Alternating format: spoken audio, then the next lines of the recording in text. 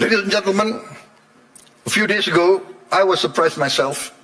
Gallup poll and Harvard University found that a research survey of hundreds of countries found that Indonesia, the Indonesian people, is the most happiest people, the most flourishing country in the world, with the people the most optimistic. This is a bit heartening, but for me also a bit sad. I know my people. Many of them live in shacks. Many of them do not have clean water. Many of them do not have bathrooms. Many of them eat rice with salt. And yet they smile. And yet they have hope. We also achieved self-sufficiency in rice. The first time in many, many years, our rice production is the highest in the history of Indonesia. I gave a target to be self-sufficient in 4 years. I gave a target to my team. They did it within 1 year. I am convinced in the next 4 years, we will be self-sufficient in the other food products. Corn, sugar, protein. Excellencies, distinguished delegates, Indonesia does not fear economic integration. We are a trading nation for hundreds of years. We conclude now trade agreements not because it is fashionable, but we consider it necessary. We believe in the concept of win-win. Last year we signed free trade agreements and comprehensive economic partnership agreements with Europe, with the EU, Canada, Peru, Eurasia. I have just visited the United Kingdom to sign our new strategic partnership. Also an economic growth agreement.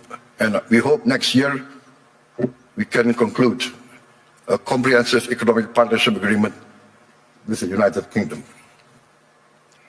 This is part of our strategy to deepen productivity, reduce barriers, unlock private sector growth for Indonesia, ASEAN, and the Global South.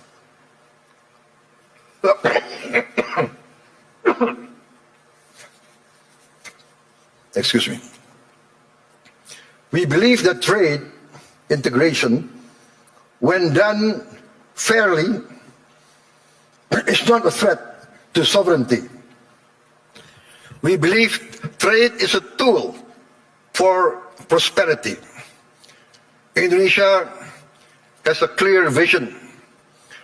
We are determined to become a modern country, integrated with a global economy, providing good quality of life for its citizens, living free of poverty and hunger.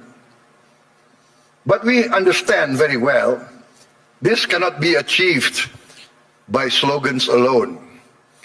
It requires determination, good governance, clean government, free of corruption and malfeasance.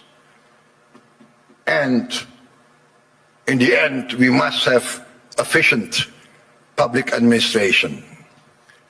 We must also enact a new culture in our bureaucracy.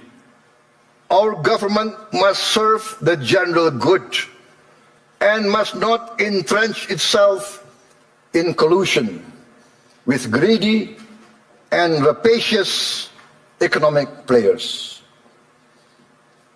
Achieving our mission also requires smart investment in infrastructure, simplifying rules and regulations, getting rid of too much red tape, and of course significant investment in health and education. distinguished delegates, friends, economic growth requires a dynamic private sector. Indonesia is and will always be open for foreign and domestic investment. And we realize the prerequisite for investment is political and economic stability. Also, the certainty of equitable rule of law, guaranteed by a strong, clean and democratic government. Indonesia today offers sustainable growth with stability. We may be very low-key, we may be below the radar, we don't like to be flamboyant, to be bragging. We believe in evidence, evidence-based action. In fact, I was invited to speak last year here, and I declined. Why?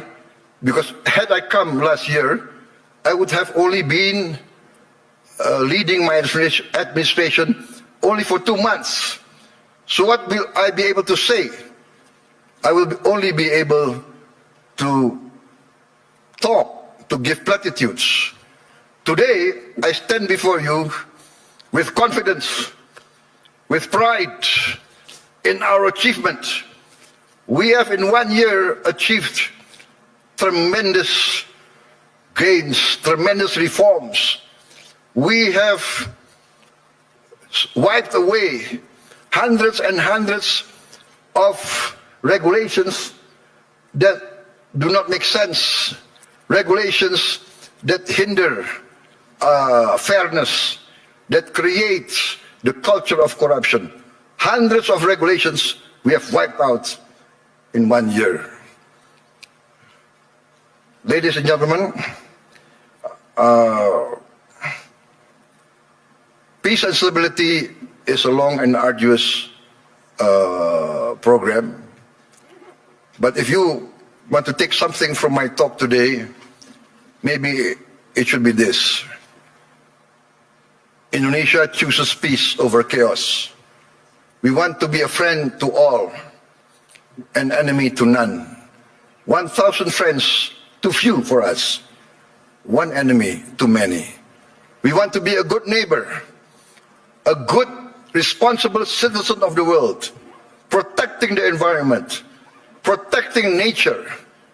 We must not destroy nature. We must live with nature.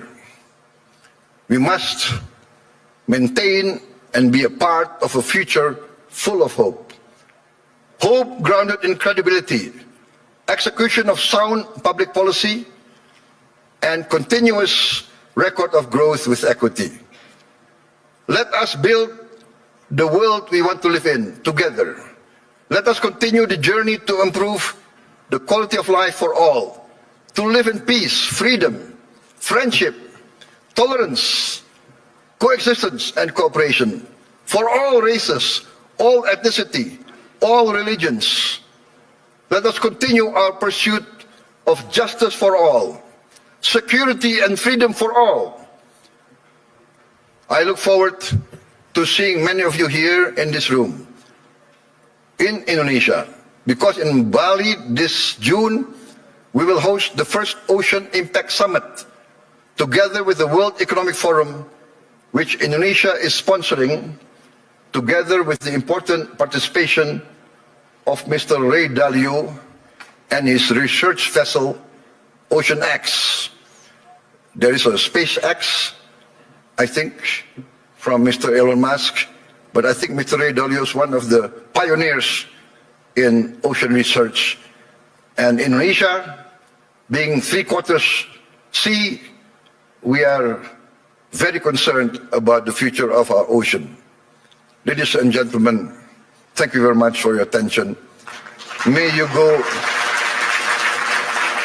in peace with the blessing of the Almighty God. Wassalamualaikum warahmatullahi wabarakatuh. Shalom, Salve, Om Shanti, Shanti Om. May peace be upon us all. Thank you.